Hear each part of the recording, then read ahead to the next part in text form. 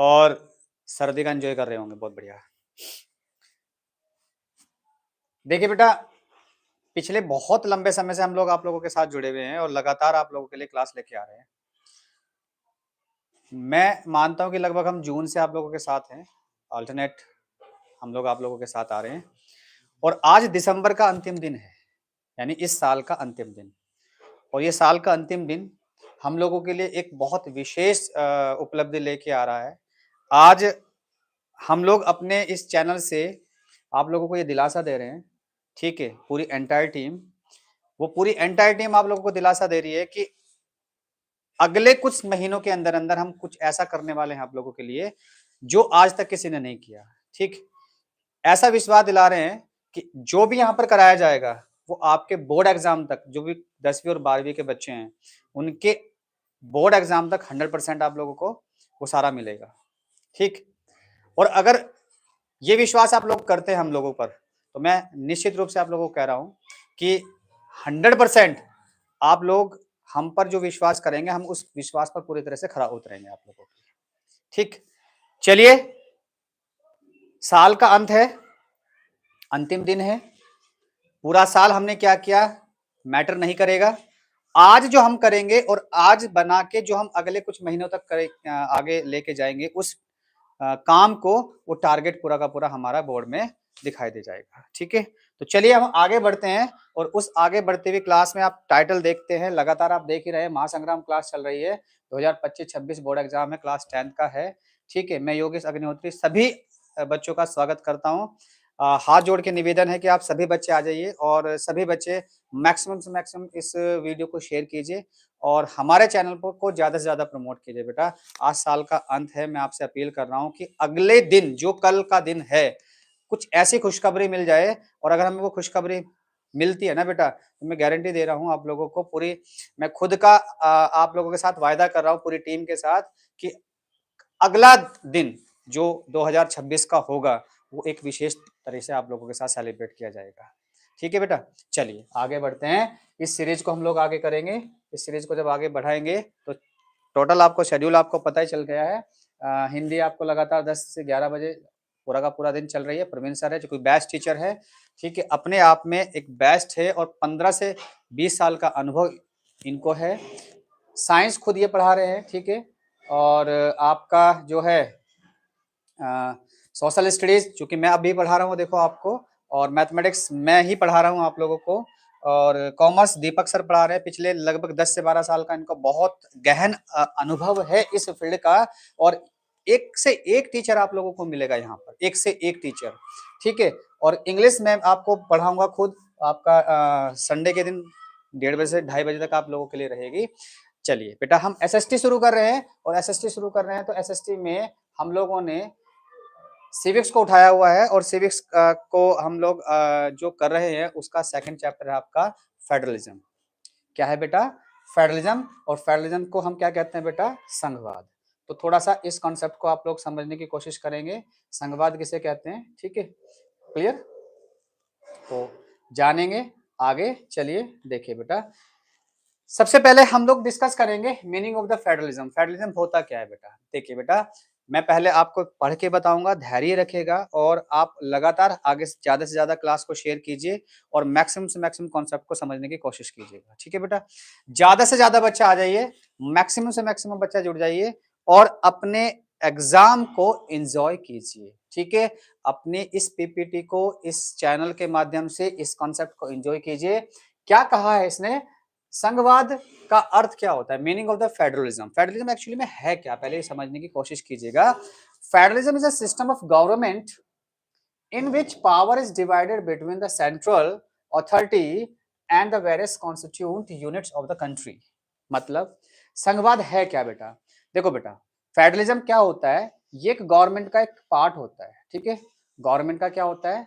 ये एक हिस्सा होता है। गवर्नमेंट को की जो पावर होती है, ठीक है, क्या होती है? गवर्नमेंट की जो पावर होती है वो डिवाइड की जाती है। किसमें डिवाइड की जाती है? दो हिस्सों में। पहला हिस्सा, ठीक है, पहला हिस्सा क्या होगा बेटा? Central, clear, CENTRAL, central. ठीक है, और दूसरा हिस्सा कौन सा होगा बेटा? दूसरा हिस्सा होगा आपका स्टेट।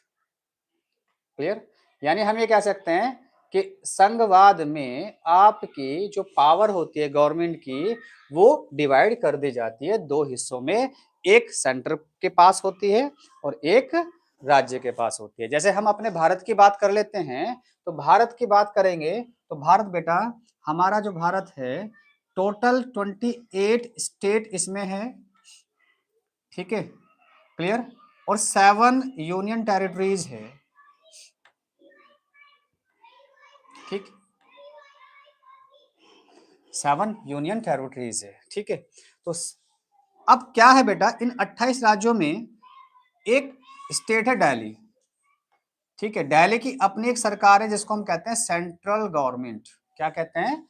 सेंट्रल गवर्नमेंट कहते हैं। तो सेंट्रल गवर्नमेंट हमारी दिल्ली में, और अदर 27 स्टेट की भी अपनी सरकार है, इवन राज्य की दिल्ली की भी अपनी सरकार है। तो हम ये कहते हैं कि फेडरलिज्म क्या होता है? फेडरलिज्म होता है जब एक पूरा का पूरा देश अपनी गवर्नमेंट की पावर को राज्य और केंद्र में डिवाइड कर देता है। समझ में आया? क्लियर हुआ होगा? चलिए, अब सब सवाल ये उठता है बेटा कि फेडरलिज्म के लिए, अब फेडरलिज्म आपको समझ में तो आ गया कि गवर्नमेंट की पावर को डिस्ट्रीब्यूट करना सेंट्रल में और स्टेट में, ठीक है। अब दूसरा क्वेश्चन ये उठता है कि की फीचर्स ऑफ द फेडरलिज्म, मतलब फेडरलिज्म की विशेषताएं क्या होती है, फेडरलिज्म क्यों लाया गया, क्या वजह थी फेडरलिज्म लाने के लिए, what is the reason behind the federalism to promote for the country. किसी भी कंट्री के लिए फेडरलिज्म को प्रमोट करने का कारण क्या था? देखो बेटा, सबसे पहले क्या था? टू या more levels of the government. देखो बेटा, ध्यान रखिएगा, फेडरलिज्म के लिए सबसे ज्यादा जरूरी होता है कि देयर आर द टू या more levels of the government governing the same citizens. होता क्या है? देखो बेटा, संघवाद में मान लीजिए हम कहते हैं ये इंडिया है, ठीक है, क्लियर, हम इसको कह देते हैं ये इंडिया है, ठीक। अब देखो बेटा, इंडिया में छोटे छोटे छोटे छोटे राज्य बने हुए हैं। मैप ऐसे ही बना रहा हूँ, थोड़ा सा ध्यान से देखिएगा, ठीक है। अगर मैं मैप बनाऊं तो कुछ इस तरह से बनेगा, ठीक, आप कुछ इस तरह से बना सकते हैं, ठीक, इस तरह से। तो सभी राज्य अलग अलग है बेटा, ठीक, सभी राज्य अलग अलग है सभी के। तो क्या होता है, एक ही तरह के नागरिकों की, सेम सिटीजन्स, सेम सिटीजन्स पर दो तरह की गवर्नमेंट, गवर्नमेंट वन और गवर्नमेंट टू वर्क करती है। तो होता क्या है बेटा, स्टेट की अपनी गवर्नमेंट होती है, सेंट्रल की अपनी गवर्नमेंट होती है, ठीक है। स्टेट की अपनी गवर्नमेंट होगी, सेंट्रल की अपनी गवर्नमेंट होगी। तो ध्यान रखिएगा, संघवाद की सबसे प्रमुख विशेषता ये होती है कि इसमें सेंट्रल और गवर्नमेंट दोनों की अलग अलग सरकारें होगी, और वो एक ही तरह के सिटीजन्स पर अपना गवर्न करेगी, अपना एक्ट करेगी, ठीक है, एक ही सरकार पर। क्लियर हो रहा है? एक ही तरह के लोगों पर एक तरह की सरकार, वो स्टेट में भी और सेंट्रल में भी काम करेगी, ठीक है। नंबर 2, जुडिक्शंस इज क्लियरली डिफाइंड, यानी कि each level has the own jurisdiction in the legislature, taxation and the administrations। मतलब देखो, अगर आप भारत की बात करते हैं तो भारत का, ठीक है, जो न्यायालय है, न्यायालय, ठीक है, या जुडिशरी, तो भारत की जुडिशरी है, एक तो भारत की जुडिशरी है बेटा सुप्रीम कोर्ट, सुप्रीम कोर्ट, ठीक है, और दूसरा बेटा हाई कोर्ट। अब हम बात करें सुप्रीम कोर्ट और हाई कोर्ट की, क्लियर। तो याद रखिएगा बेटा, हर एक स्टेट का अपना, दो स्टेट को मिला के भी हाई कोर्ट होता है, तो वैसे हर एक स्टेट का अपना हाई कोर्ट है और पूरे देश का एक सुप्रीम कोर्ट है।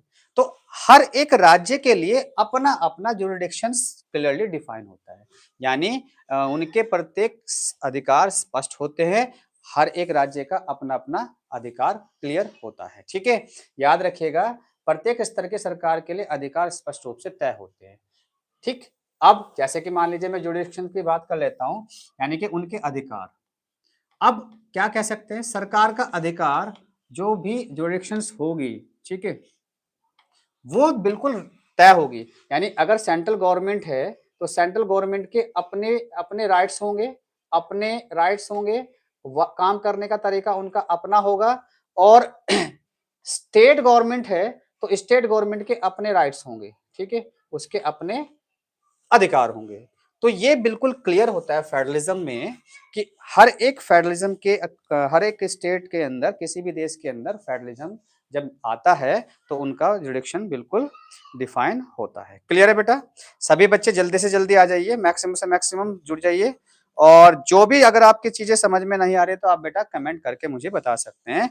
और याद रखिएगा बेटा, हम लोग आप लोगों के साथ जुड़े हुए हैं, तो जल्दी से जल्दी आइए बेटा, कमेंट कीजिए, कमेंट करके हमें बताइए और हम मैक्सिमम से मैक्सिमम आप लोगों की हेल्प करेंगे। ठीक है बेटा, जल्दी चलिए आगे पढ़ेंगे। मेरे बच्चों, सभी बच्चों से निवेदन है कि जल्दी से जल्दी आ जाइए। और आप लोगों की क्लास में जो है हम लोग लेके आ रहे हैं क्लास, तो ठीक है, जल्दी आ जाइए सभी बच्चे।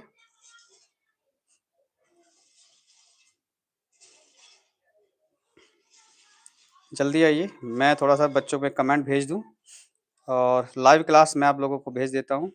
ठीक है बेटा, जल्दी से जल्दी आइए। और सभी बच्चों की बहुत बढ़िया बेटा, सभी बच्चों का दिल से हार्दिक स्वागत है। और 10th क्लास के लिए स्पेशली हम लोग चला रहे हैं क्लास, आप लोगों के लिए मिल चुकी है। आ जाइए सभी बच्चे, तो हम लोग आगे डिस्कस करेंगे। ठीक है बेटा, आगे डिस्कस करेंगे, आगे क्या कह रहा है। ठीक है,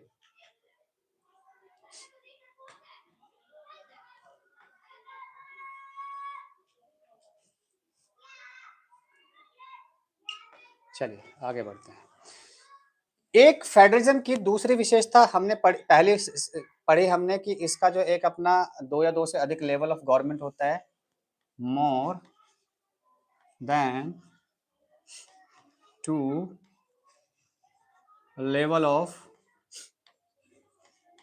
गवर्नमेंट होगा। ठीक है, उसका जुरिडिक्शंस क्लियर डिफाइन होगा, यानी कि हर एक गवर्नमेंट के अपने राइट्स डिफाइन होंगे, वो क्या काम करेगी, कैसे काम करेगी, उस सभी का अपना अपना राइट्स डिफाइन होगा। तीसरी सबसे बड़ी बात होती है बेटा, एक फेडरलिज्म में रिटन कॉन्स्टिट्यूशन होता है। ठीक है, a written constitution is a clearly define the power of the each level। याद रखिएगा बेटा, फेडरलिज्म में सबसे सबसे मेन जो विशेषता हुई, जो कैरेक्टरिस्टिक हुई, जो फीचर हुआ, उसका एक रिटन कॉन्स्टिट्यूशन होगा। ठीक है, रिटन कॉन्स्टिट्यूशन। देखो बेटा, अगर हम बात करें इंडिया की, ठीक है, तो इंडिया जो है अपने आप में फेडरलिज्म का बहुत मोस्ट इम्पोर्टेंट एग्जाम्पल है। क्यों? क्योंकि इसका अपना रिटन और दुनिया का सबसे बड़ा लिखित संविधान है। इट्स और रिटन कॉन्स्टिट्यूशन, ठीक है, सबसे बड़ा लिखित संविधान है। समझ में आ रहा है? तो स्पष्ट करता है। चलिए आगे बढ़ते हैं, चलो आगे बढ़ेंगे। नेक्स्ट देखिए बेटा क्या कह रहा है।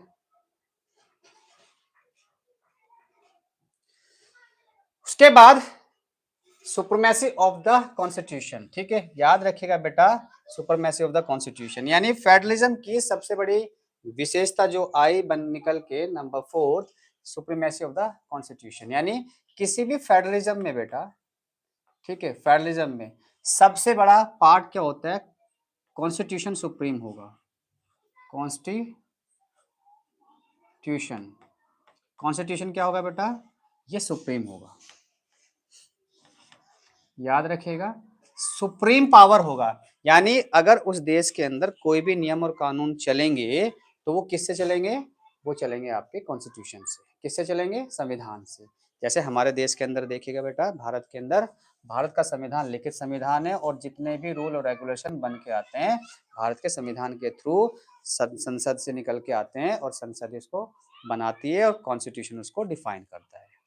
ठीक है बेटा, समझ में आ रहा है, क्लियर हो रहा है? तो हम ये कह सकते हैं आपको फाइनली कि कॉन्स्टिट्यूशन जो है एक फेडरलिज्म के अंदर सबसे ज्यादा मेन पावर रखेगा और बहुत इंपॉर्टेंट होगा। ठीक है, तो कह सकते हैं the constitution is the supreme and can't be change easily. तो देखो बेटा, जब हम भारत की बात करते हैं तो भारत में कॉन्स्टिट्यूशन सबसे अहम इंपॉर्टेंट रखता है और इसको चेंज नहीं किया जा सकता, इजीली चेंज नहीं किया जा सकता। ठीक है, can't change, can't change easily.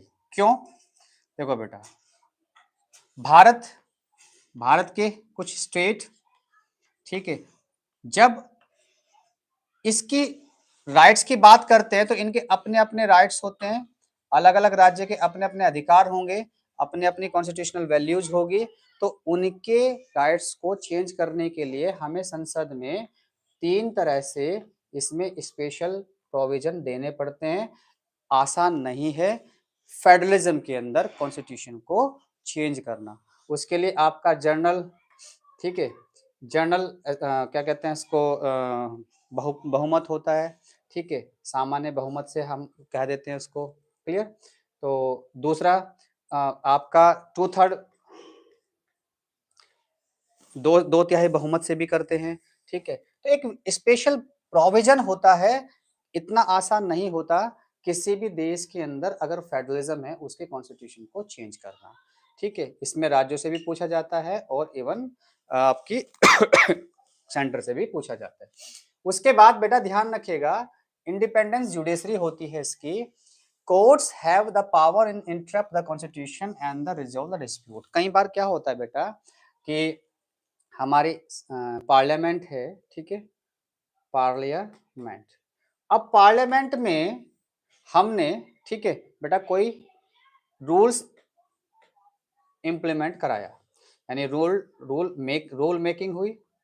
अब रूल मेकिंग होने के बाद उसे एग्जीक्यूटिव से, ठीक है, हमने क्या किया, उसे इंप्लीमेंट कराया। चलिए, वो इंप्लीमेंट हो गया। अब वो गया स्टेट में, राज्यों में। जब वो राज्यों में जाएगा तो राज्यों में जरूरी तो है नहीं कि जो उसके द्वारा जो भी हमने रूल और रेगुलेशन बनाए थे वो राज्यों के नागरिकों को आसानी से पच जाए या आसानी से इंप्लीमेंट हो जाए। तो वो क्या करते हैं, वो इसका विरोध करते हैं, इस रूल का अपोज करेंगे। अब वो जब इसका अपोज करेंगे तो ये डिस्प्यूट जाएगा सुप्रीम कोर्ट। कहाँ जाएगा? Supreme court. तो ध्यान रखिएगा बेटा, फेडरलिज्म के अंदर, केवल फेडरलिज्म ही के अंदर ही एक ऐसा पार्ट है कि सारे के सारे जो संविधान की व्याख्या करेंगी वो न्यायपालिका करेगी, सुप्रीम कोर्ट करेगी। और स्टेट में अगर राइट्स को लेके अगर किसी भी प्रकार का डिस्प्यूट हो रहा है तो भी सुप्रीम कोर्ट इंपॉर्टेंट वैल्यू बना के चलेगी। ठीक है बेटा, समझ में आ रहा है आपकी? क्लियर हो रहा है या नहीं समझ में आ रहा है? अगर समझ में नहीं आ रहा है तो आप मुझे कमेंट करके बता सकते हैं और उस कमेंट का मैं जवाब आपको दूंगा। ज्यादा से ज्यादा बच्चे मेरे पास जुड़ जाइए। और दूसरी चीज बेटा क्या होती है, फेडरलिज्म के अंदर होता है फाइनेंशियल ऑटोनॉमी होती है, यानी कि source of revenue are clearly divided between the different level. देखो बेटा, अगर कोई देश फेडरलिज्म की वैल्यू रखता है तो क्या होता है, सेंटर का अपना एक रेवेन्यू जनरेशन, ठीक है, रेवेन्यू जनरेशन सिस्टम होता है, और स्टेट, ठीक है, स्टेट का अपना एक रेवेन्यू जनरेशन होता है। अब दे देना उनको, ठीक है, कमेंट दे देना सभी को हेलो, सभी को हेलो, सभी को हेलो। ठीक है बेटा, गुड इवनिंग सभी बच्चों को, गुड इवनिंग। नाम देखा ना,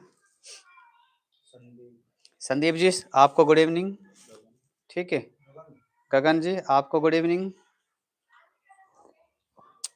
सभी को गुड इवनिंग, बहुत बढ़िया।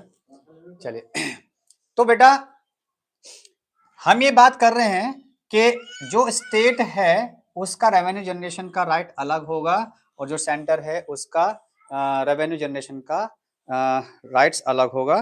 तो हम बोल सकते हैं कि रेवेन्यू जनरेशन दोनों ही अलग अलग स्तर पर होगा। तो यहाँ पर हमने क्या पढ़ा, की फीचर्स पढ़े हैं किसके बेटा, की फीचर्स पढ़े हैं फेडरलिज्म के जब हम की फीचर्स पढ़े, पहला की फीचर हमने पढ़ा कि एक तो इसमें 2 या मोर लेवल की गवर्नमेंट होगी।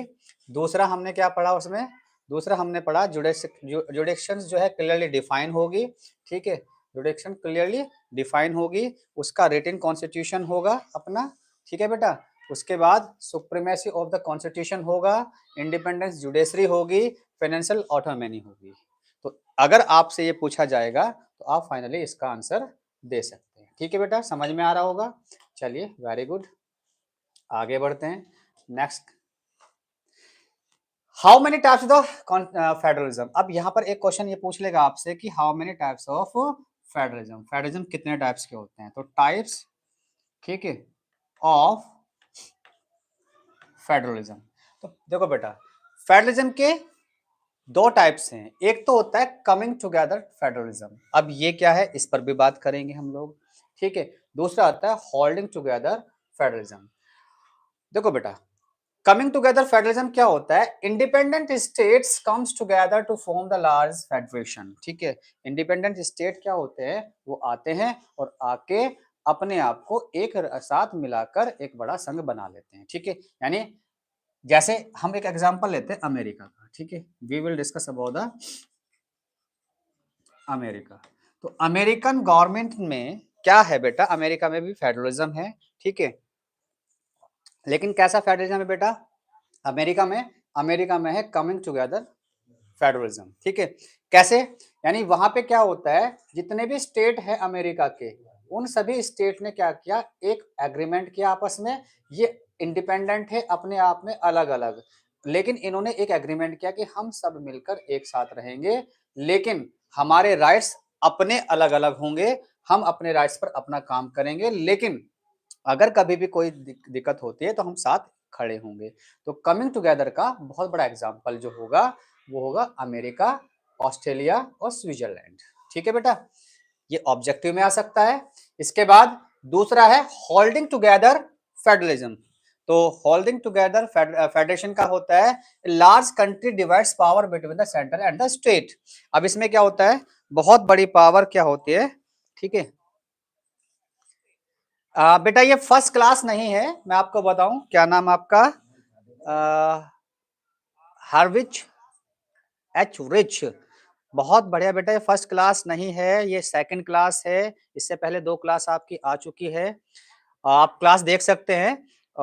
मैं आपको बताऊं तो ये समझिएगा कि अब ये दूसरी क्लास है आप लोगों के लिए, फेडरलिज्म की चैप्टर नंबर 2 है, ठीक है, तो ज्यादा लंबी क्लास नहीं, ठीक है बेटा, क्लियर।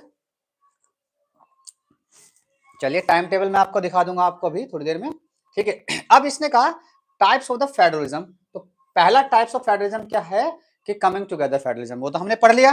अब है holding together federalism. Holding together federalism क्या होता है कि एक बड़ा देश सत्ता को केंद्र और राज्यों में बांटता है।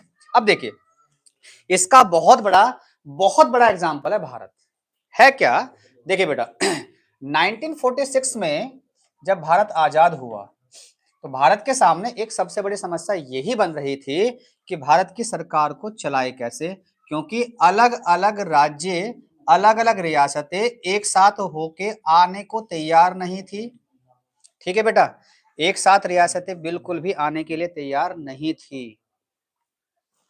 ये तो बेटा शुक्र करो कि हमारे देश में एक बहुत बड़ी महान विभूति हुई है जिनका नाम था सरदार वल्लभ भाई पटेल, ठीक है, कौन थे, सरदार वल्लभ भाई पटेल। उनकी सूझबूझ से, ठीक है, उनकी सूझबूझ से, उनकी सूझबूझ से ही ऐसा हो पाया कि सारे के सारे रियासतें आपस में मिल गई, ठीक है।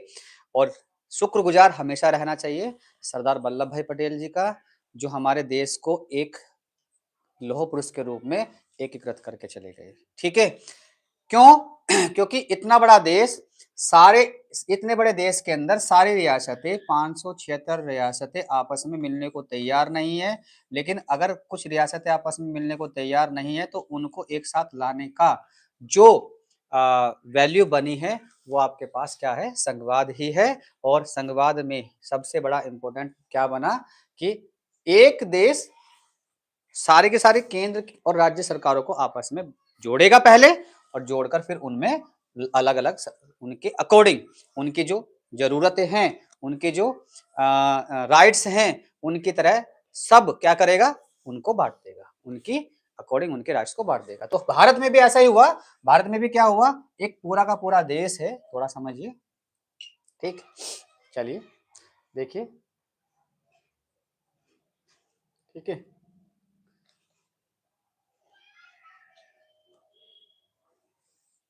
चलिए ये पूरा का पूरा देश है और इस पूरे देश की छोटी छोटी रियासतें थी। ये छोटी छोटी रियासतें आपस में, बहुत सारी रियासतें थी, इन रियासतों को आपस में जोड़ा गया। इस फिर एक पूरा का पूरा देश बना जो फ्री इंडिया बना। और फ्री इंडिया में अलग अलग देशों, अलग अलग राज्यों के अपने अपने राइट्स थे, फिर इनके राइट्स सबको अलग अलग दे दिए। इस तरह के फेडरलिज्म को, इस तरह के फेडरेशन को हम कहते हैं होल्डिंग टुगेदर फेडरलिज्म, यानी कि एक ऐसा बड़ा देश सत्ता को केंद्र राज्यों के बीच में बांटता है। समझ में आ रहा है, सभी बच्चों के समझ में आ रहा है, ठीक है बेटा। चलिए बेटा, हैवरिज बहुत बहुत बहुत बहुत धन्यवाद आपका, और सभी का आप लोगों का धन्यवाद है। जल्दी से जल्दी ज्यादा से ज्यादा बच्चों तक शेयर कीजिए, मैक्सिमम से मैक्सिमम बच्चों तक शेयर कीजिए इसको, ठीक है, ठीक है। आज बेटा टारगेट है मेरा, आज कम से कम टारगेट है, कम से कम टारगेट है बेटा मेरा कि इस क्लास में कम से कम 500 बच्चे लाइव आए। आप लोग मेरी हेल्प कीजिए, ज्यादा से ज्यादा बच्चों तक शेयर कीजिए, कोशिश कीजिए बेटा, हेल्प कीजिए, ज्यादा से ज्यादा हेल्प कीजिए, 500 बच्चों तक ये वीडियो पहुंच जाए। आज छोटा सा टारगेट है, केवल 500 बच्चों तक जाने का। दीजिए बेटा अपना सपोर्ट, मैक्सिमम मैक्सिमम बच्चों तक इसको शेयर कर दीजिए। और एक टारगेट और है कि मुझे ज्यादा नहीं करना, कि केवल केवल 1000 सब्सक्राइबर मुझे अभी चाहिए, और मेरा टारगेट यही है। तो आप कम से कम 50 से 60 बच्चों तक इसको और तेजी से पहुंचाओ, और 1000 सब्सक्राइबर ज्यादा, ठीक है, ठीक है। हमारे सब्सक्राइबर है, क्यों बेटा शिवम सिंह आप नहीं पहुंचाएंगे बेटा, ऐसा ना करें। मैं कोशिश करूंगा कि आप जल्दी से जल्दी लोगों तक इसको पहुंचा दो, मैं तो कोशिश करूंगा आपका, ठीक है। शिवम, सिमरन, सिमरन बेटा, सिमरन आप पहुंचाए बेटा ज्यादा से ज्यादा लोगों तक, ठीक है बेटा, कर दिया, बहुत बढ़िया बेटा सिमरन, बहुत बढ़िया, बहुत बढ़िया, ठीक है। अभी तक हमारे बेटा सब्सक्राइबर बहुत कम है, अभी फिलहाल 953 सब्सक्राइबर्स ही है, और इसे ज्यादा से ज्यादा लोगों तक लेके आओ, ज्यादा से ज्यादा लोगों तक, ठीक है बेटा। आज हमारा साल है 2025 और ये लास्ट डे है, और मैं चाहता हूं कि ये तोहफा दीजिए, ठीक है, ठीक है। ये काम 2025 तक ही आप लोगों को करना है बेटा, ज्यादा से ज्यादा लोगों तक कीजिए बेटा, ज्यादा से ज्यादा लोगों तक कीजिए बेटा, ज्यादा से ज्यादा लोगों तक कीजिए, ठीक है। चलिए आगे बढ़ते हैं, चलिए, ठीक, ठीक, चलिए, ठीक है, ज्यादा से ज्यादा लोगों तक जोड़िए, ठीक है, प्लीज बेटा ज्यादा से ज्यादा लोगों तक आइए। टारगेट है 500 लोगों तक जाने का टारगेट है मेरा, आप ज्यादा से ज्यादा लोगों तक लेके जाओ, ठीक है, फिर मजा आएगा आप लोगों के साथ। चलिए देखिए बेटा, आगे इसने कहा है कि भारत में संघवाद क्या है, फेडरलिज्म इन इंडिया, भारत में संघवाद, कि भारत में संघवाद क्या है, कैसे है बेटा भारत में संघवाद, ठीक है। भारत में संघवाद क्या है, India is the holding together federation, हमने अभी पढ़ा कि भारत एक होल्डिंग टुगेदर संघवाद का बहुत बड़ा एग्जाम्पल है, और पावर जो है डिवाइडेड किए गए हैं यूनियन गवर्नमेंट में और स्टेट गवर्नमेंट में, ये आपको क्लियर है। अगर हम बात करते हैं भारत की बेटा, we will discuss about the India, तो इंडिया का बेटा एक तो सेंट्रल पार्ट है, सेंट्रल पार्ट आपको दिखाई दे रहा होगा, आपको पता है दिल्ली है, और फिर क्या है, अदर स्टेट है, ठीक है बेटा, अदर स्टेट्स हैं, अदर स्टेट्स हैं, ठीक है बेटा, ठीक, ठीक है बेटा। बहुत बहुत बहुत बहुत स्वागत है बेटा आप सभी का, संदीप जी, गगन जी, हैवरिज जी, आप सभी का बहुत बहुत धन्यवाद भी। सिमरन आपका आपका भी धन्यवाद, बहुत बहुत बहुत बहुत धन्यवाद। ज्यादा से ज्यादा लाइक और शेयर कीजिए, ठीक है, ठीक है, जल्दी से जल्दी ज्यादा से ज्यादा लोगों तक शेयर कीजिए, और कमेंट कीजिए जो भी आप कर सकते हैं, ठीक है, ज्यादा से ज्यादा बच्चों तक लेके आइए टारगेट इसको। तो ध्यान रखिएगा बेटा, दिल्ली और अदर स्टेट आपस में जब होल्डिंग टुगेदर होते हैं, एक साथ जुड़ते हैं, तो इनके लिए ना बेटा, इनके बीच में जो पावर है वो कैसे है बेटा, डिस्ट्रीब्यूट की गई है, ठीक है, क्या की गई है, पावर डिस्ट्रीब्यूट की गई है, क्लियर है। तो इस तरह से हम कह सकते हैं कि फेडरलिज्म जो है भारत में होल्डिंग टुगेदर रखता है, क्योंकि इसमें सेंट्रल और स्टेट के बीच में पावर को डिस्ट्रीब्यूट किया गया है, क्लियर है बेटा। चलिए आगे बढ़ते हैं, पार्ट नंबर 5 है कि 3 टाइप ऑफ द गवर्नमेंट है भारत में, ठीक है। कितने टाइप्स की गवर्नमेंट है बेटा? 3 टाइप्स ऑफ द गवर्नमेंट है, ठीक है। ठीक है, चलिए। तो नंबर फेडरलिज्म का सबसे बड़ा पार्ट देखिए क्या जुड़ रहा है, थोड़ा समझने की कोशिश कीजिए, ठीक है। फेडरलिज्म का नेक्स्ट पार्ट जुड़ रहा है आपका क्या, देखिए कि 3 टायर्स ऑफ द गवर्नमेंट है। अगर हम भारत की बात करेंगे तो भारत में बेटा तीन तरह की स्तर की सरकार है, ठीक है। क्लियर है? कैसे देखो, अगर मैं आपसे बात करूं, ठीक, एक तो पहली गवर्नमेंट है सेंट्रल गवर्नमेंट, ठीक है, सेंट्रल गवर्नमेंट है। दूसरी है बेटा स्टेट गवर्नमेंट, और थर्ड है बेटा आप लोगों की म्युनिसिपल गवर्नमेंट, यानी कि इसको जिसको बोलते हैं लोकल गवर्नमेंट, ठीक है। तो 3 तरह की गवर्नमेंट आपके पास हमारे देश में देखने को मिलती है। जैसे हमारे पास सेंट्रल में गवर्नमेंट है, अगर हम बात करें तो सेंट्रल में गवर्नमेंट है बीजेपी की, ठीक है, स्पेशली बीजेपी सरकार है, या कह सकते हैं बीजेपी ना कहें तो हम कह सकते हैं एनडीए गवर्नमेंट है, ठीक है, अलायंस गवर्नमेंट है, ठीक है। स्टेट में हर एक स्टेट की अलग अलग गवर्नमेंट है। अगर हम बात करें अपने यूपी की, तो यूपी में फिर से आपके पास एनडीए अलायंस है, ठीक है, यानी कि गवर्नमेंट ऑफ बीजेपी है। और लोकल गवर्नमेंट में अलग अलग, आपने देखा होगा अलग अलग पंचायतों पर अलग अलग लोगों की सरकारें है, ठीक है बेटा। समझ में आ रहा है सभी को? क्लियर हो रहा है सभी को? अगर समझ में आ रहा तो आप आगे से ज्यादा आगे बढ़ सकते हैं, ठीक है बेटा। चलिए, तो हम कह सकते हैं इस तरह से गवर्नमेंट बनेगी। क्लियर? चलो आगे डिस्कस करते हैं। फिर उसके बाद है बेटा यूनियन गवर्नमेंट, सेंट्रल गवर्नमेंट आपने बताया, उसके अपने देखो सेंटर के अपने जो होंगे आपके क्या होते हैं इश्यूज होंगे, नेशनल इश्यूज होंगे, सेंटर के अपने अपने इश्यूज होंगे, ज्यादा से ज्यादा इश्यू होंगे, ठीक है, ठीक है। अच्छा पढ़ा रहे हैं आप, थैंक यू जी, थैंक यू बेटा। हैवरिज आपका बहुत बहुत बहुत बहुत ज्यादा थैंक यू। आप कहाँ से है थोड़ा ये लिख के भेजिए मुझे, ठीक है बेटा। थैंक यू वेरी मच, जल्दी जल्दी भेजिए कहाँ से हैं आप, ठीक है, कमेंट में भेजिए तो मुझे आप पता चलेगा कि आप कहाँ से हैं, ठीक। चलिए, तो इसने बोला बेटा कि जो राष्ट्रीय विषय है, नेशनल जो है, नेशनल स्तर के जो नेशनल इश्यूज हैं बेटा आप लोगों के, तो सेंट्रल गवर्नमेंट को नेशनल इश्यूज पर काम करना होता है, ठीक है।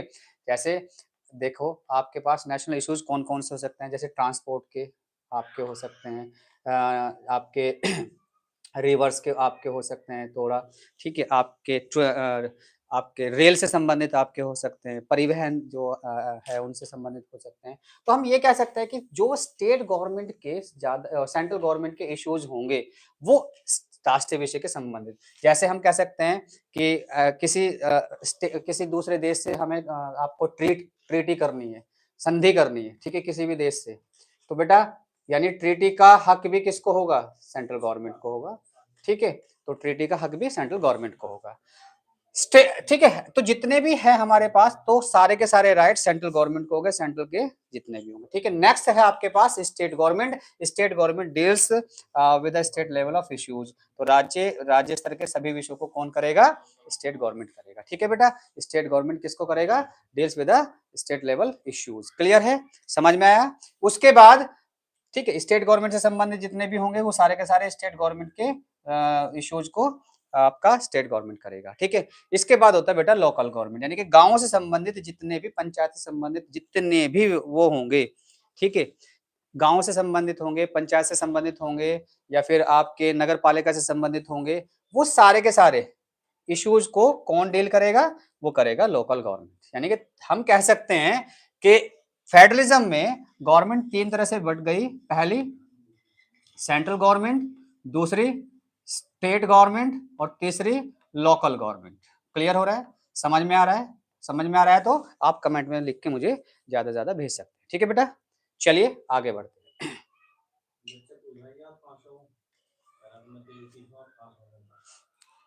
चलिए चलिए बेटा, हम लोग तो अच्छा आप यूपी से हैं, वेरी गुड, बहुत बढ़िया। आप कहाँ से हैं बेटा?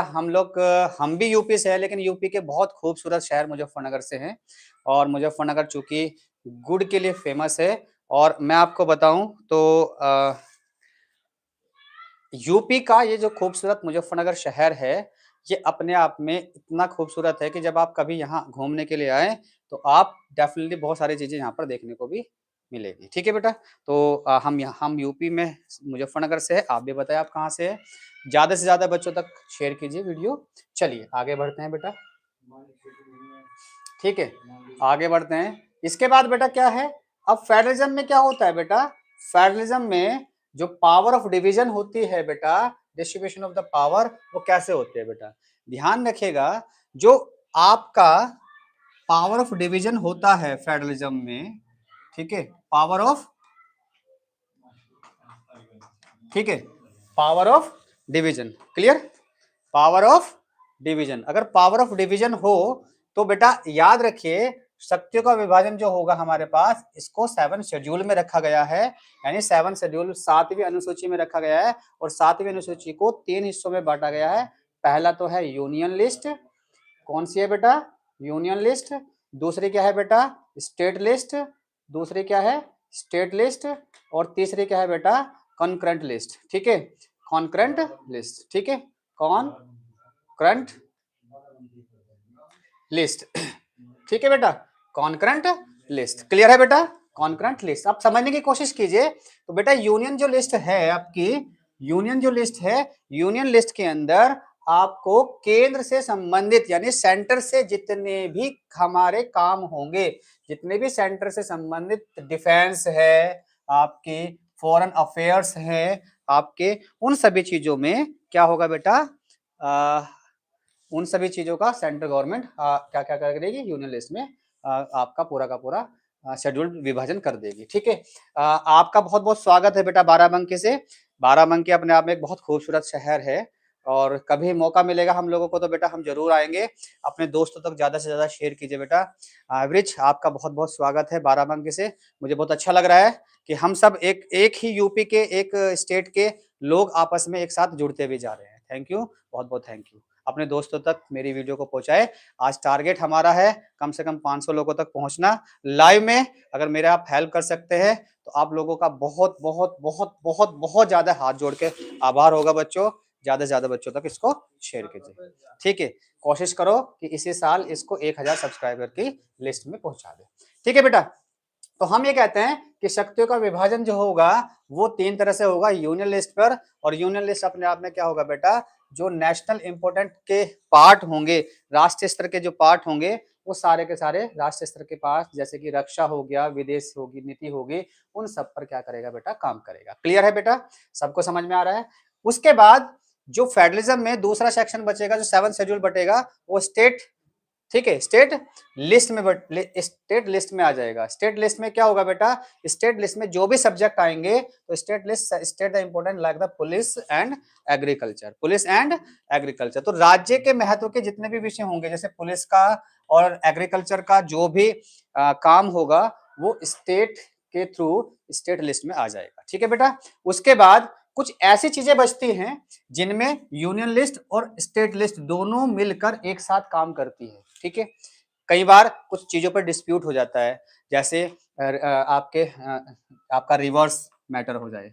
ठीक है, तो ऐसी सिचुएशन में तो स्टेट अलग काम करना चाहता है, यूनियन अलग काम करना चाहता है। इस स्थिति में जब स्टेट और यूनियन के बीच में डिस्प्यूट हो जाए तो एक नेक्स्ट लिस्ट को तैयार किया गया जिसका नाम है कॉन्करेंट लिस्ट। इसको बोलते हैं आपकी समवर्ती सूची। क्या बोलते हैं, समवर्ती सूची।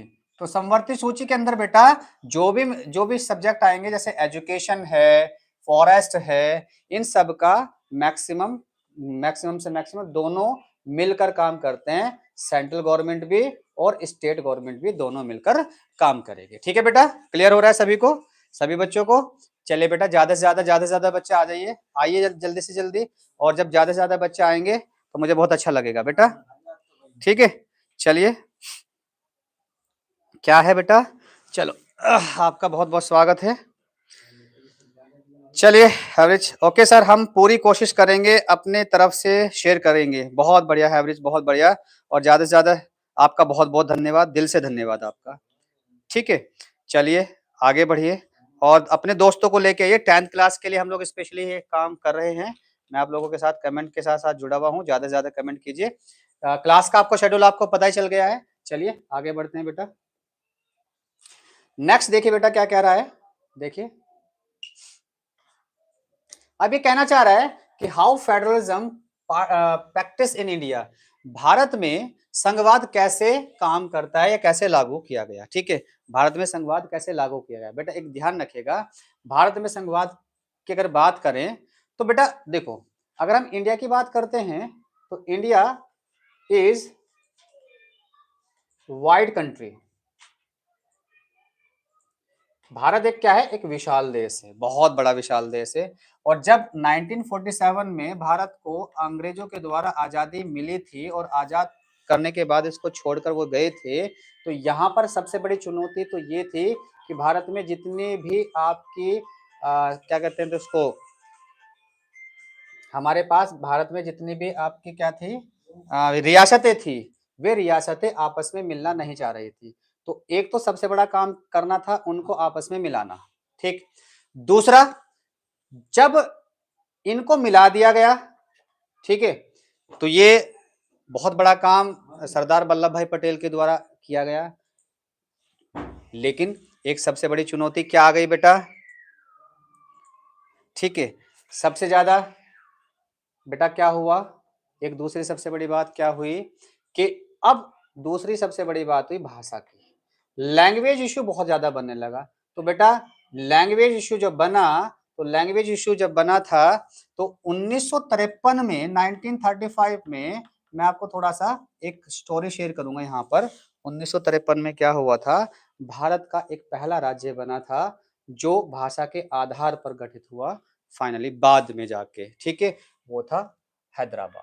ठीक है, लेकिन क्या था, एक नाम आता है श्री रामालू का, श्री रामालू जी हैदराबाद से थे। उन्होंने लगभग 52-53 दिन तक एक बहुत मतलब अनशन पर रहे। वो अडिग हो गए थे कि मुझे भाषा के आधार पर राज्य चाहिए, और पहला राज्य भाषा के आधार पर जो बना था वो बना था हमारा कौन सा, हैदराबाद।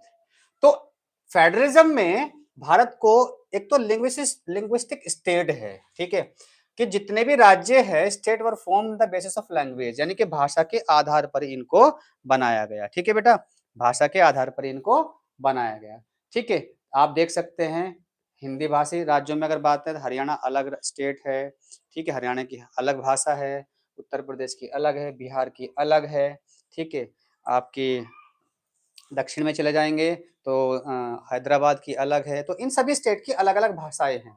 तो दूसरी लैंग्वेज पॉलिसी रखी गई कि Hindi is the official language but the state choose their own language. एक बात ये कह दिया गया कि भाई आप जब लैंग्वेज इश्यू बनने लगा, देश की लैंग्वेज ऑफिशियली क्या होनी चाहिए, तो देश की लैंग्वेज ऑफिशियली हिंदी रखी गई क्योंकि हिंदी भाषी लोग ज्यादा थे।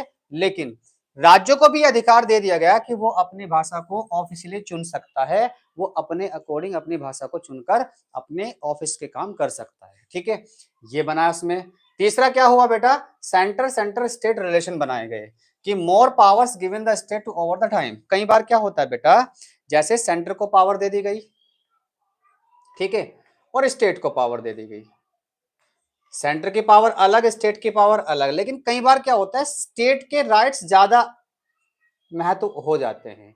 तो जब उन महत्वशील स्टेट के राइट्स को देखा जाता है तो कई बार सेंटर कुछ पावर अपने आप किसको दे देता है, स्टेट को खुद दे देता है। तो ये भी भारत पे फेडरलिज्म को रखा गया कि जब भी कभी राज्यों को जरूरत पड़ेगी, जब भी कभी राज्यों को जरूरत पड़ेगी राइट्स की, तो वो उन राइट्स को उनके अधिकार के अकॉर्डिंग दे देगा। तो तीन तरह से भारत में लागू किया गया है, लिंग्विस्टिक स्टेट के अकॉर्डिंग, लैंग्वेज पॉलिसी के अकॉर्डिंग, और सेंटर स्टेट रिलेशन के अकॉर्डिंग। ठीक है बेटा, समझ रहे हैं? अगर आप समझ पा रहे हैं तो जल्दी से जल्दी बच्चे, ज्यादा से ज्यादा बच्चे आ जाइए और मैक्सिमम से मैक्सिमम बच्चे जुड़ जाइए। ठीक है बेटा, चलिए, लेकिन चलिए अब क्या था बेटा, नेक्स्ट कॉन्सेप्ट इसमें है आपका फेडरलिज्म में डिसेंट्रलाइजेशन। क्या है बेटा, डिसेंट्रलाइजेशन। तो डिसेंट्रलाइजेशन क्या है बेटा इस चैप्टर में फेडरलिज्म के, कि आपने सत्ता को कैसे बांट दिया गया। तो डिसेंट्रलाइजेशन क्या होता है बेटा, डिसेंट्रलाइजेशन का मतलब होता है कि पावर को सेंट्रल और state government to local government में डिवाइड कर दिया जाए। सीधा सा मतलब है,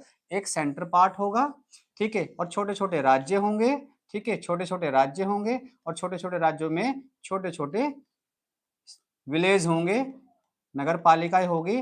तो इसकी पावर और इनकी पावर सबको अलग अलग दे दी जाएगी। जब पावर का डिस्ट्रीब्यूशन ऊपर से नीचे तक जाए, ए बी और सी तक, तो ऐसी पावर को हम, इस तरह के प्रोसेस को डिसेंट्रलाइजेशन कहते हैं। ठीक है बेटा, क्लियर है, समझ में आ रहा है? और समझ में आ रहा है तो मुझे लगता है बेटा बहुत बहुत बहुत बहुत अच्छा लग रहा है आप लोगों के साथ। जल्दी से जल्दी ज्यादा से ज्यादा बच्चों को लेके आओ। आज हमारा टारगेट है बेटा, लास्ट दिन है, साल का अंतिम दिन है, और ये साल का अंतिम दिन हम एक आप लोगों के उस तोहफे के साथ मनाना चाहते हैं, जिस तोहफे को आप लोग हमें देंगे। हम चाहते हैं कि आज हमारा 1000 सब्सक्राइबर्स हो जाए। ठीक है, और ये बेटा आप लोग कर सकते हैं। आप चूंकि हमारी अगर हम लोगों को कुछ फील करते हैं तो ज्यादा से ज्यादा लोगों तक इसको बेटा शेयर कर दीजिए। ठीक है, चलिए बेटा आगे बढ़ते हैं। नेक्स्ट, फेडरलिज्म में बेटा क्या होता है? लोकल सेल्फ गवर्नमेंट होती है। लोकल सेल्फ गवर्नमेंट भी बेटा 3 तरह से बटी हुई होती है। पहली आपकी पंचायती राज व्यवस्था, जिसमें ग्राम पंचायत होती है, पंचायत समिति होती है और जिला पंचायत होती है। ठीक है बेटा, 3 तरह से इस तरह से डिफाइन होती है। क्लियर? तो इस तरह से हम लोकल सेल्फ गवर्नमेंट भी बात करते हैं। ठीक है, लोकल सेल्फ गवर्नमेंट को भारत में लाने के लिए जो श्रेय जाता है वो लॉर्ड रिपन को जाता है बेटा। लॉर्ड रिपन ने बेटा पहली बार लोकल सेल्फ गवर्नमेंट का कॉन्सेप्ट लिया था, और महात्मा गांधी जी ने भी फाइनली यही बात बोली थी। महात्मा गांधी जी ने भी कहा था कि भारत में पंचायती राज सिस्टम होना चाहिए, और भारत में पंचायती राज सिस्टम के लिए उन्होंने क्या क्या किया? तो भारत में पंचायती राज सिस्टम त्रिस्तरीय बनाया गया, टायर 3। ठीक है, टायर 3 में इसको डिवाइड किया गया, और इस पर बहुत सारी समितियां बनी। बलवंत राय मेहता समिति बनी थी। बलवंत राय मेहता समिति के बाद उसमें इसके बाद अशोक मेहता समिति बनी थी। अशोक मेहता के समिति के बाद के थुंगन समिति बनी। तो सारी की सारी समितियां बनाकर उस स्थिति पर हमने भारत में इस तरह की व्यवस्था कर दी। ठीक है बेटा, क्लियर? चलिए आगे बढ़ते हैं। ठीक है, ठीक है, ठीक है। Urban local government, urban local government में क्या है बेटा? अर्बन लोकल गवर्नमेंट में 2 तरह की गवर्नमेंट है, जैसे कि म्युनिसिपल, ठीक है, म्युनिसिपलिटी गवर्नमेंट है, एक तो म्युनिसिपल कॉर्पोरेशन है और म्युनिसिपलिटी है। ठीक है, अब बेटा ध्यान रखिएगा, सबसे ज्यादा इंपॉर्टेंट क्वेश्चन यहां से बनेगा। ये क्वेश्चन बहुत इंपॉर्टेंट है। क्या कहेगा? क्वेश्चन ये बन सकता है कि फेडरलिज्म क्या है, फेडरलिज्म किस तरह से काम करता है, भारत में फेडरलिज्म किस तरह से चला है, उसके बाद संघवाद का इंपॉर्टेंस क्या है, what is the importance of the federalism. Federalism क्या है? देखो बेटा, फेडरलिज्म सबसे ज्यादा ध्यान रखिएगा, फेडरलिज्म प्रमोट्स करता है यूनिटी इन डाइवर्सिटी, यानी कि, ठीक है बेटा, अभी आपको शेड्यूल बता देंगे बेटा, तो मैं बस इस पीडीएफ को खत्म कर देता हूं, तब तक मेरे साथ आप बने रहे। ठीक, मैं आपको अभी बता दूंगा बेटा सारे के सारे शेड्यूल, बस जस्ट मुझे पीडीएफ खत्म करने दो, तो मैं आपको सारे का सारा शेड्यूल अभी बता देता हूँ, कौन कौन सी सब्जेक्ट में पढ़ाता हूँ। और बेटा याद रखिए, मैं आपको एक चीज, एक विश्वास दिला देता हूँ, मैं जिस तरह पढ़ा रहा हूँ उससे कई हजार गुना हमारे इस पूरी की पूरी टीम में लोग हैं, जिनमें हिमांशु सर भी है, जिसमें दीपक सर भी है, जिसमें प्रवीण सर भी है। ठीक है बेटा, ठीक है। तो इसने कहा कि importance of the federalism, federalism में संघवाद का महत्व क्या है बेटा? संघवाद का महत्व, तो बेटा एक तो ध्यान रखना, संघवाद में विविधता में एकता होती है। ठीक है, यानी अब अगर आप बात करें भारत में संघवाद की बात करते हैं, तो इंडिया में बेटा इतनी ज्यादा डाइवर्सिटीज है। अगर हम डाइवर्सिटीज की बात करते हैं, तो डाइवर्सिटीज की बात करें तो भारत में अलग तरह की डाइवर्सिटी है, और ये डाइवर्सिटीज क्या है बेटा? लैंग्वेज की है, ठीक है, लैंग्वेज की हो सकती है। और अगर हम बात करते हैं तो भारत में अलग अलग तरह की, सबसे बड़ी तो लैंग्वेज की होगी, ये बहुत बड़ी है। तो हम कह सकते हैं कि एक तो ये क्या होता है कि भारत में लैंग्वेज की डाइवर्सिटी है। ठीक है, दूसरी चीज, दूसरा सबसे बड़ा बात है कि पावर शेयर किया गया है। ठीक है, पावर का संतुलन किया गया है, यानी सेंट्रल गवर्नमेंट, स्टेट गवर्नमेंट, ठीक है, इनमें किसी भी तरह का डिस्प्यूट ना हो, और लोकल गवर्नमेंट, ठीक है, और लोकल गवर्नमेंट, इनमें किसी भी तरह का डिस्ट्रीब्यूट ना हो। तो इस तरह के डिस्ट्रीब्यूट को बचाने के लिए सत्ता का संतुलन किया गया है, पावर का शेयर किया गया है, पावर शेयर की गई है, पावर को बराबर बराबर संतुलित की गई है। ठीक है, तीसरी सबसे बड़ी बात है प्रोटेक्ट्स द रीजनल इंटरेस्ट। और याद रखना, अगर कभी भी आप सत्ता का संतुलन करना चाहते हैं और फेडरलिज्म को जिंदा रखना चाहते हैं, तो फेडरलिज्म को जिंदा रखने के लिए आपको बेटा क्षेत्रीय हितों की सुरक्षा करनी पड़ेगी। यानी आपको जमीनी स्तर पर काम करना पड़ेगा, लोगों तक पहुंचना पड़ेगा, उनके अधिकारों को जानना पड़ेगा, और उनके अधिकारों को जानने के बाद उनके हितों की सुरक्षा करेंगे तो आपका फेडरलिज्म जिंदा रहेगा। ठीक है, ये इंपॉर्टेंट होगा फेडरलिज्म का। उसके बाद लोकतंत्र को मजबूत बनाता है। ठीक है बेटा, यानी अगर फेडरलिज्म है हमारा, तो याद रखिएगा लोकतंत्र को मजबूत बनाने का काम फेडरलिज्म करता है।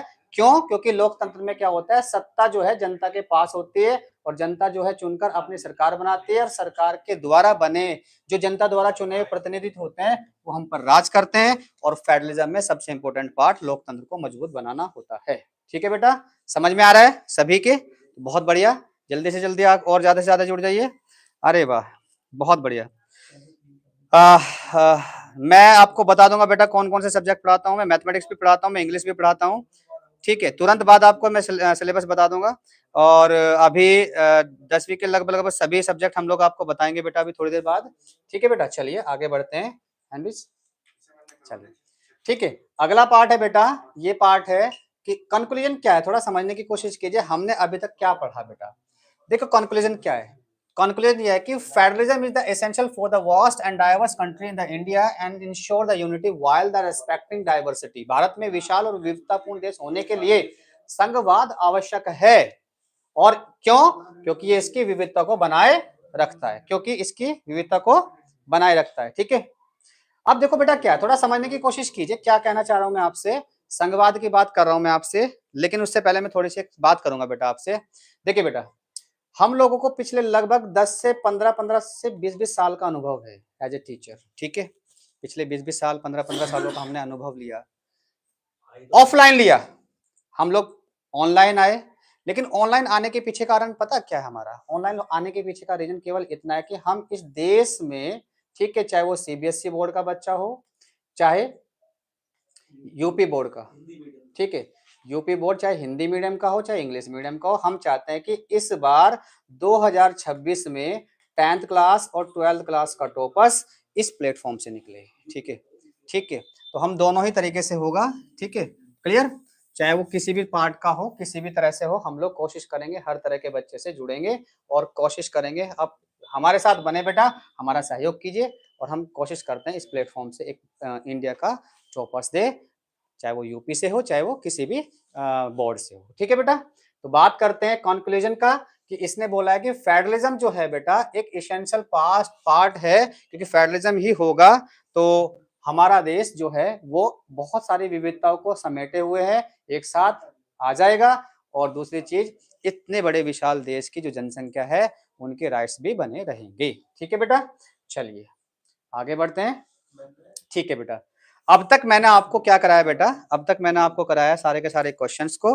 ठीक है, वो सारे के सारे क्वेश्चंस मैंने आपको करा दिए, और अब उन क्वेश्चंस के साथ साथ हम लोग थोड़ा सा डिस्कस करेंगे। ठीक है, क्या करेंगे, जो मैंने कॉन्सेप्ट आपको कराए हैं वो उस कॉन्सेप्ट पर हम लोग आपके लिए मल्टीपल चॉइस लेके आए हैं। ठीक है बेटा, क्योंकि मल्टीपल चॉइस लेके आए हैं, वे मल्टीपल चॉइस लेके आएंगे तो आप मुझे कमेंट में जवाब देना इन मल्टीपल चॉइस क्वेश्चंस का। देखिए क्या है बेटा, पहला क्वेश्चन देखते हैं आपके स्क्रीन पर, ये रहा। ठीक है बेटा, क्या कहा इसने, व्हाट इज फेडरलिज्म? क्या कहा बेटा इसने, व्हाट इज फेडरलिज्म? ठीक है बेटा, जल्दी से जल्दी बच्चे हमें कमेंट कीजिए, क्या है फेडरलिज्म, बताओ बेटा। Power with one central authority, या power divided the central and the state government, power with the judiciary, power with the military? तो मैंने आपको बताया बेटा, ये आपके स्क्रीन पर है, जल्दी से जल्दी कमेंट करके मुझे इसका आंसर दीजिए, मैं आपके कमेंट का इंतजार कर रहा हूं। बताइए जल्दी से जल्दी, सभी बच्चे, जितने भी बच्चे जुड़े हुए हैं उनका आंसर मुझे दीजिए, इसका क्या आंसर आ सकता है, बताइए बेटा, बताइए। हैवरेज आप बताइए, सिमरन आप बताए, और बच्चे जितने भी बच्चे जल्दी से जल्दी जुड़ गए तो आप बताइए क्या आंसर आ सकता है। तो चलिए आंसर आने लगे, मैं बता रहा हूं आंसर है बेटा इसका, क्या आंसर है इसका, बी। वेरी गुड, बी, बहुत बढ़िया बेटा, बहुत बढ़िया। चलिए आगे बढ़ते हैं, नेक्स्ट क्वेश्चन। अगला क्वेश्चन क्या कह रहा है बेटा आपसे, नेक्स्ट क्वेश्चन कह रहा है आपसे क्या, कि how many level of the government there in the federalism? Federalism में कितने तरह की गवर्नमेंट है? मैंने आपसे अभी बात की है, भारत में फेडरलिज्म है। भारत में कौन सा फेडरलिज्म है? ठीक है, आपको पता है, तो भारत के फेडरलिज्म में तीन तरह की गवर्नमेंट आपको डिजाइन की गई है, सेंट्रल गवर्नमेंट, ठीक है, सेंट्रल गवर्नमेंट, स्टेट गवर्नमेंट और आपकी कौन सी गवर्नमेंट बेटा, लोकल गवर्नमेंट, ठीक है बेटा। चलिए आगे बढ़ते हैं, अगले क्वेश्चन की तरफ बढ़ते हैं, कमेंट कीजिए जल्दी से जल्दी। नेक्स्ट क्वेश्चन है बेटा, नेक्स्ट क्वेश्चन का है कि भारत में holding together federalism which country करती है, which country has the holding together संघ, बताओ कौन सी है, बताओ होल्डिंग, होल्डिंग बताइए बेटा, होल्डिंग टुगेदर आपको मैंने बता रखा है, होल्डिंग टुगेदर कौन सी है बेटा, जल्दी से जल्दी बताइए, ठीक है। होल्डिंग टुगेदर, मैं आपके कमेंट का इंतजार कर रहा हूँ, जल्दी से जल्दी बताइए बेटा कौन सी है, ठीक है, जल्दी से जल्दी बताइए बेटा होल्डिंग टुगेदर कौन सी है, ठीक है, बताइए होल्डिंग टुगेदर कौन सी है, जल्दी से जल्दी बताइए, ठीक है, बताओ होल्डिंग टुगेदर, मैं इंतजार कर रहा हूँ, ठीक है, ठीक है, होल्डिंग टुगेदर, तो बेटा बताइए आपको, ठीक, होल्डिंग टुगेदर यूएसए है, ऑस्ट्रेलिया है, इंडिया है या स्विट्जरलैंड है, तो हमने देखा बेटा India is the holding together constitution, holding together federation का बहुत बड़ा एग्जांपल है। चलिए आगे बढ़ते हैं बेटा, नेक्स्ट क्वेश्चन की बात करते हैं। इसने कहा which is the include the subject of the national important, national important का कौन कौन सा राष्ट्रीय महत्व के विषय की सूची होती है, राष्ट्रीय विषय की सूची मैंने आपको बता दी है बेटा, कौन सी होती है बताओ, मैंने आपको तीन तरह की सूची बताई थी, यूनियन, ठीक है, स्टेट और कॉन्करेंट, तो कौन सी होती है राष्ट्रीय विषय की, तो यूनियन लिस्ट जो होगी वो आपकी राष्ट्रीय विषय की सूची होगी, ठीक है बेटा। आसानी से आंसर दे रहे होंगे आप लोग, मुझे बड़ा अच्छा लग रहा है कि आप बहुत अच्छी तरह से मेरा आंसर दे रहे हैं। चलिए आगे बढ़ते हैं बेटा, नेक्स्ट देखिए बेटा क्या है, नेक्स्ट क्वेश्चन है आपका कि किस विषय की सूची में आता है, एजुकेशन कौन से सब्जेक्ट की सूची में आता है बताइए बेटा, मैंने आपको बता देता है एजुकेशन जो होता है यूनियन लिस्ट में है क्या, स्टेट लिस्ट में है क्या, कंकरेंट लिस्ट में है क्या, या फिर रेजुडिशरी लिस्ट में है, तो हम बात करते हैं बेटा स्टेट लिस्ट की, तो एजुकेशन जो है मैंने आपको बताया था स्टेट लिस्ट में आता है, ठीक है बेटा। नेक्स्ट बढ़ते हैं, नेक्स्ट क्या है, ठीक है, नेक्स्ट कह रहा है केंद्र और राज्यों के बीच विवाद कौन सुलझाता है, या तो आपको पता ही होगा, अभी मैंने बताया अगर केंद्र और राज्यों के बीच कभी भी विवाद आ जाता है तो उसको हमारी माननीय सुप्रीम कोर्ट इसको क्या करती है, उसको सुलझा देती है, ठीक है बेटा, समझ रहे हैं सभी। चलिए आगे बढ़ते हैं, नेक्स्ट, ठीक, चलिए आगे क्या है, नेक्स्ट क्वेश्चन है बेटा, नेक्स्ट क्वेश्चन कह रहा है आपसे सेंट्रल डिसेंट्रलाइजेशन क्या होता है बेटा, डिसेंट्रलाइजेशन क्या होता है, तो आपको पता चलना चाहिए डिसेंट्रलाइजेशन क्या होता है, डिसेंट्रलाइजेशन को हम कहते हैं बेटा, डिसेंट्रलाइजेशन क्या होता है, transfer of the power the local government है, transfer of the power of the local government, या फिर सत्ता केवल सत्ता का केंद्रीकरण, या क्या, या कहते हैं central of the centralization of the power, या फिर power of the central only, या पावर ऑफ द जुडिशरी, तो हम ये कहते हैं कि बेटा जो भी पावर ऑफ द गवर्नमेंट होगी तो वो आपकी कहलाएगी डिसेंट्रलाइजेशन, सत्ता का विकेंद्रीकरण, ठीक है बेटा, सत्ता का विकेंद्रीकरण हम इसको बोलते हैं। चलिए नेक्स्ट बोलते हैं बेटा, नेक्स्ट क्वेश्चन है आपके पास, which of the lowest tier of the government in India, सबसे lowest tier of the government of India कौन सा होता है बेटा, lowest tier of the government होगा आपका सबसे, क्या यूनियन गवर्नमेंट होगा, स्टेट गवर्नमेंट होगा, लोकल गवर्नमेंट होगा या जुडिशरी होगा, मैंने आपको बताया, मैंने आपको पढ़ाया, तो हमारे पास क्या होगा बेटा, सबसे नीचे का स्तर लोकल गवर्नमेंट होगा, ठीक है। I am a new student, Jitendra Kumar, आपका बहुत बहुत बहुत बहुत धन्यवाद जितेंद्र बेटा, मुझे बड़ा अच्छा लगा आपका, बहुत बहुत धन्यवाद आपका जितेंद्र बेटा, आप मुझे बताएं कहाँ से है, ठीक है बेटा, आपका कहाँ से है बेटा, आप मुझे थोड़ा सा बताएं, तो आप अगर मुझे बताएंगे तो मुझे बहुत अच्छा लगेगा, आप बताएं कहाँ से है जितेंद्र, ठीक है, बहुत बढ़िया बेटा, बहुत बढ़िया, बहुत बढ़िया, ठीक है बेटा। तो जितेंद्र जल्दी से जल्दी आप मुझे बताइए कहाँ है सभी को, ठीक है, बहुत बढ़िया। चलिए बेटा नेक्स्ट आपके पास है जितेंद्र और हैवरिज, सिमरन, ये सभी बच्चों को मेरा बहुत बहुत प्यार, बहुत बहुत धन्यवाद सभी को। सर दिबाई से है, दिबाई से है, दिबाई मीन टू से, मैं समझ नहीं पाया बेटा, सही क्लियर नहीं समझ पाया आपका, दिबाई, दिबाई कहाँ पे पड़ता है बेटा यूपी में ये, जितेंद्र आप मुझे बताए कहाँ पड़ता है, बताए, ठीक है, जल्दी से जल्दी बताएं बेटा, मैं थोड़ा समझ नहीं पाया आपकी बात को। चलिए चलिए देखिए नेक्स्ट नेक्स्ट बात करते हैं, ठीक है चलो आगे की बात करते हैं बेटा, क्वेश्चन नंबर 9, क्वेश्चन नंबर 9 कह रहा है बेटा चलिए क्वेश्चन नंबर 9 क्या कह रहा है? क्वेश्चन नंबर 9 कह रहा है, सर मैं बुलंदशहर से हूँ। अरे वाह बेटा, वो बहुत बहुत बढ़िया बेटा, बुलंदशहर जिले से, वैसे बुलंदशहर तहसील से हैं आप। आपका बहुत बहुत धन्यवाद बेटा जितेंद्र, बहुत अच्छा लग रहा है आपसे मिलके। और ईश्वर आपके घर में खुशियों से भरे। सब लास्ट दिन है साल का, तो मैं मानता हूँ कि सारी की सारी खुशियाँ जितनी भी आप चाहते हैं, आपका जो टारगेट है, आपका जो सपना है, वो पूरा का पूरा हो। और आपका मेरा विश्वास है कि भगवान वो सारी की सारी पूरी कर देगा। 2026 का जो टारगेट आप हाई स्कूल या को लेके चल रहे हैं, हम लोग आपके साथ खड़े हैं। आप लोगों का बहुत-बहुत धन्यवाद है जितेंद्र। कोशिश करेंगे हम लोग हर रोज आप लोगों के साथ जुड़ने की। ठीक है, क्या कहा इसने? Which system is followed in the rural local government. Rural local government यानी कि ग्रामीण स्थानीय शासन में कौन सी व्यवस्था होती है? तो बेटा आपको मैंने बता दिया कि गवर्नमेंट में प्रेसिडेंटल गवर्नमेंट होती है क्या, पार्लियामेंट गवर्नमेंट होती है क्या, पंचायती राज होती है, फेडरल सिस्टम होता है। तो बेटा जो भी आपकी लोकल गवर्नमेंट होती है, लोकल गवर्नमेंट को हम क्या कहते हैं? पंचायती राज सिस्टम से डिनोट करते हैं बेटा। सर मैं मैप भरना सिखा दूं? ठीक है बेटा, कोई बात नहीं, मैं आपको मैप भरना बिल्कुल सिखाऊंगा। बिल्कुल नेक्स्ट क्लास में कोशिश करूंगा, मैं आपको मैप भरना सिखाऊंगा। सारी चीजें सिखाऊंगा मैं आपको। जब ज्योग्राफी पढ़ाई जाएगी तो वो भी, और मैप के थ्रू ही हम लोग कोशिश करेंगे हम आपको आगे की क्लासेस सिखाएं आपको। बहुत बहुत धन्यवाद बेटा आपका, आपने मुझे बताया। ठीक है, चलिए बेटा नेक्स्ट क्वेश्चन करते हैं। नेक्स्ट क्वेश्चन देखिए, देखिए बेटा, इसने कहा कि formation of the linguistic state in India help to चू, यानी लिंग्विस्टिक स्टेट ऑफ जो है हमारे इसमें बेटा। ठीक है, अच्छा जितेंद्र बेटा, मैं अगर मैं अपनी बात करूं तो बेटा मैं तो आपके बिल्कुल लगभग जुड़े हुए जिले से ही हूँ। बहुत खूबसूरत शहर है हमारा मुजफ्फरनगर।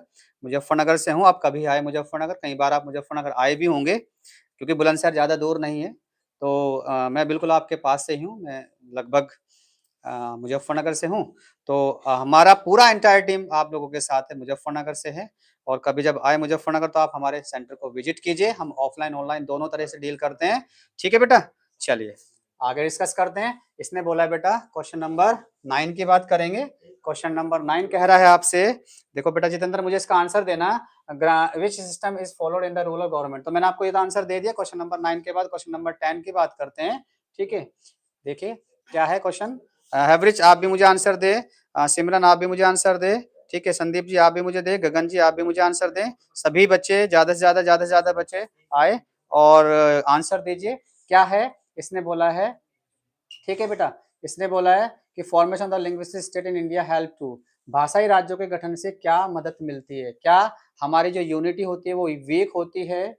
आप बताइए, क्या इन कॉन्फ्लिक्ट इंक्रीज होते हैं? क्या झगड़े बढ़ते हैं? क्या फेडरलिज्म स्ट्रेंथन आता है, संघवाद मजबूत बनता है? या फिर मुझे बताइए बेटा, क्या लोकतंत्र समाप्त हो जाता है? अगर हम बात करते हैं संघवाद की, तो बेटा संघवाद जो है भाषाई राज्यों के गठन से संघवाद यानी कि फेडरलिज्म स्ट्रेंथ में आ जाता है।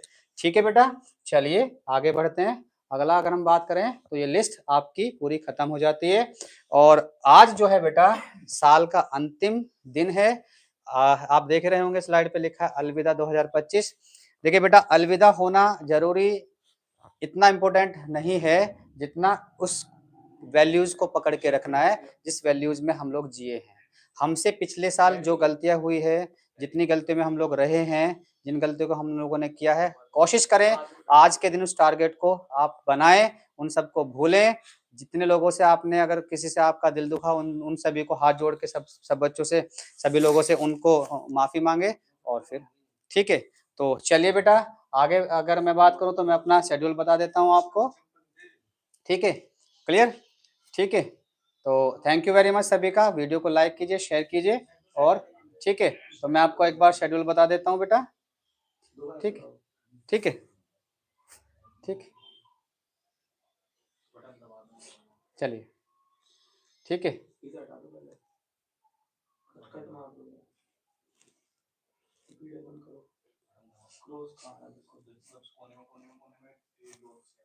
चलिए